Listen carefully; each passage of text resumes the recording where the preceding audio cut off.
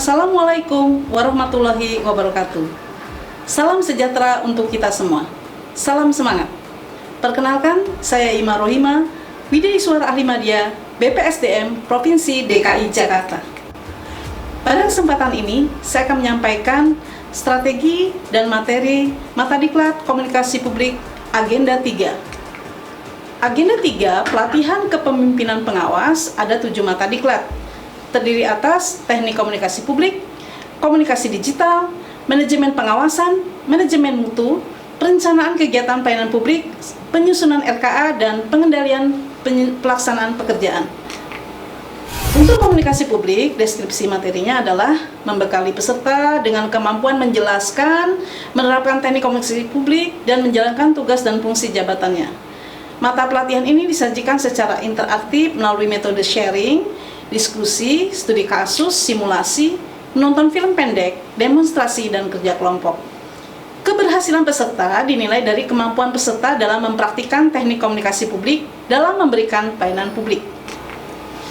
Tujuan atau hasil belajar yaitu peserta diharapkan mampu menerapkan teknik komunikasi publik dengan menjalankan tugas dan fungsi jabatannya sebagai pemimpin jenjang pengawas sehingga mampu menghasilkan kinerja yang tinggi.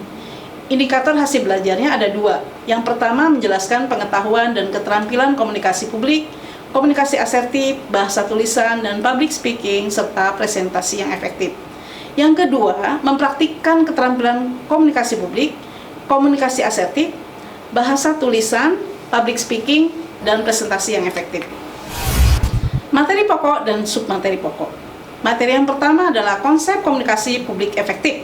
Submaterinya, pengertian dan proses komunikasi publik, bentuk-bentuk komunikasi, teknik komunikasi publik, dan peran pejabat pengawas dalam mengelola komunikasi publik. Materi yang kedua yaitu komunikasi asertif. Submaterinya terdiri atas pengertian komunikasi asertif, teknik komunikasi asertif, active listening, menangani keluhan, dan komunikasi tertulis. Materi yang ketiga adalah public speaking dan teknik presentasi yang efektif. Submaterinya persiapan presentasi, struktur dan organisasi presentasi, alat bantu untuk presentasi, serta body language. Alokasi waktu dan strategi terdiri atas 3 tahapan. Tahap pertama, pendahuluan 10 menit. Kegiatannya menyapa dan memberi salam pembuka, berdoa, memperkenalkan diri, menciptakan suasana kelas yang kondusif dengan ice breaking, tebak kata, menggunakan body language, dan yang terakhir menyampaikan tujuan serta langkah-langkah pembelajaran. Penyajian 385 menit. Penyajian pertama, konsep komunikasi publik 130 menit. Penyajian 2, komunikasi asertif 125 menit. Penyajian ketiga, public speaking dan presentasi yang efektif 130 menit. Dan metodenya adalah sharing, diskusi, studi kasus, simulasi, ada menonton film pendek, demonstrasi, dan kerja kelompok. Terakhir penutup 10 menit. Kegiatannya adalah mempersilahkan peserta untuk membuat kesimpulan. Lalu fasilitator mengucapkan terima kasih dan apresiasi atas perhatian dan antusias peserta dalam mengikuti pelatihan mata diklat teknik komunikasi publik, dan terakhir berdoa. Jumlah alokasi waktunya 405 menit, setara dengan 9 jam pelajaran mata diklat. Materi 1 adalah konsep komunikasi publik efektif. Komunikasi publik pada hakikatnya adalah proses penyampaian pesan atau informasi yang ditujukan kepada banyak orang. Dalam konteks diklat kepemimpinan pengawas, komunikasi publik mencakup seluruh jumlah audiens, baik personal maupun banyak orang. Dalam konteks pemerintah, komunikasi birokrasi merupakan suatu bentuk komunikasi yang mampu mengakomodir pesan dari atasan kepada bawahan atau sebaliknya. Hofland menyatakan bahwa communication is the process to modify the behavior of the other individuals. Artinya, komunikasi bukan hanya sekedar menyampaikan pesan, namun juga berfungsi alat membentuk opini publik dan sikap publik. Nah, kemampuan mempengaruhi orang lain dalam hal ini mungkin bawahan, kolega, atasan, atau bahkan stakeholders eksternal sangat penting dalam konteks pemerintahan. Komponen yang mempengaruhi keefektifan komunikasi adalah encoding, ada decoding, konteks, bahasa tubuh, gangguan atau hambatan, pikiran terbuka, dan mendengar aktif, serta refleksi. Bentuk-bentuk komunikasi, pertama komunikasi intrapersonal, komunikasi interpersonal, komunikasi kelompok, komunikasi publik, komunikasi organisasi, komunikasi massa, komunikasi antar budaya, dan komunikasi internasional. Teknik-teknik komunikasi yang pertama adalah teknik public speaking, kedua teknik presentasi, ketiga teknik menulis di media massa baik offline maupun online, kemudian teknik menulis di media sosial, teknik berbicara di radio atau TV, teknik berbicara melalui hubungan media.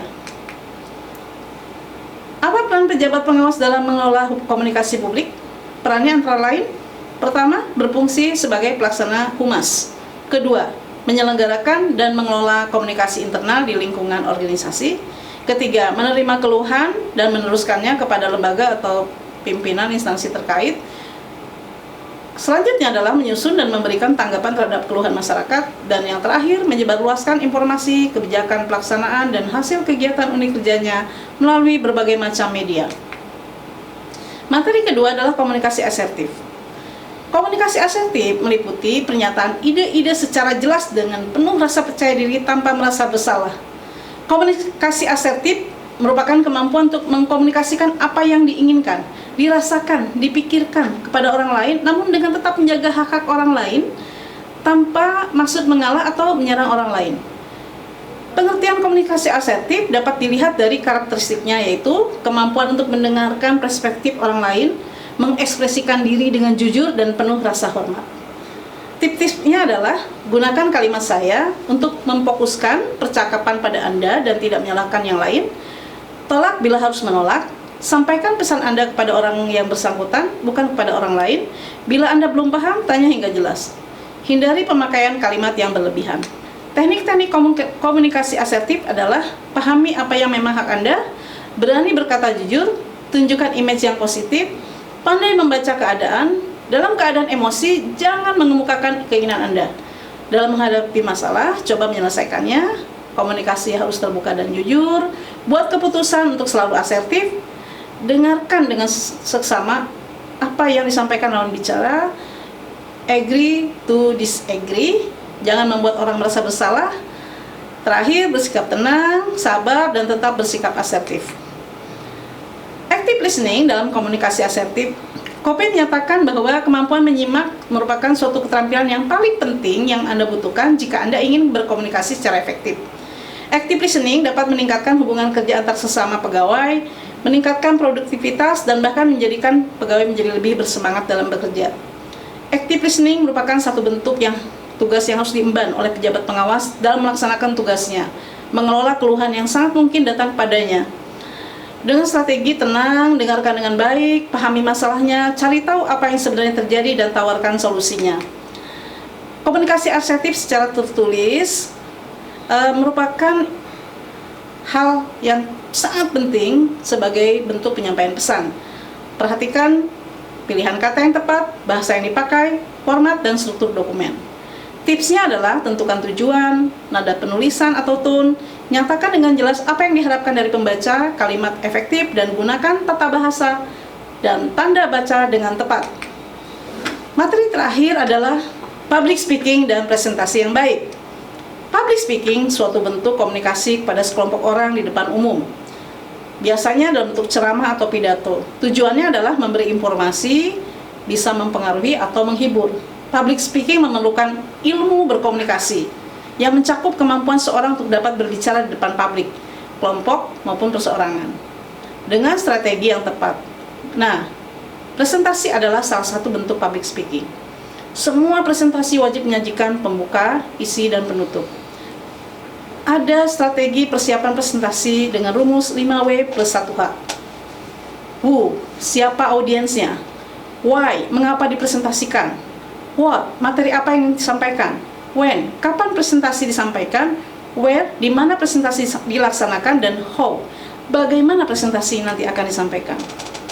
Teknik presentasi di bagian pembuka, Anda bisa menyampaikan tujuan, bisa dengan pernyataan yang kontroversial, bisa dengan masalah-masalah yang fenomenal yang sedang terjadi, kemudian bisa dengan data-data statistik atau anekdot yang relevan dengan topik.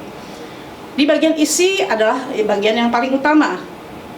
Maka sampaikan dengan detail dan beri penguatan-penguatan dengan tanda yang jelas ketika Anda pindah dari subtopik ke topik lainnya. Terakhir, sampaikan kesimpulan, akhiri dengan refleksi dan kalimat penutup. Untuk bahasa tubuh atau body language, sebenarnya ada 3 elemen penting yang harus diperhatikan saat presentasi. Verbal, yaitu kata-kata yang digunakan. Vokal adalah suara yang digunakan, dan visual adalah apa yang terlihat dari wajah dan tubuh. Profesor Meharbian menyatakan bahwa visual elemen yang paling mempengaruhi terhadap suksesnya presentasi. Visual atau body language terdiri atas pandangan mata, gerak tubuh, ekspresi wajah, dan gestur.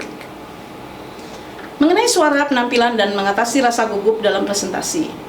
Suara dan kata-kata adalah elemen penting dalam presentasi, karena suara bisa menyampaikan energi. Oleh karena itu, gunakan bahasa yang pantas untuk Anda dan audiens.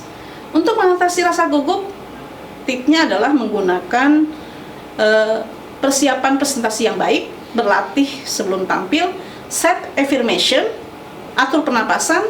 Terakhir, jangan lupa ingat bahwa audiens itu ramah dan ingin Anda sukses. Nah, untuk penampilan, kesan adalah sangat penting. Oleh karena itu, berpakaianlah secara pantas dan nyaman. Kenakan pakaian yang membuat Anda merasa cantik dan gagah.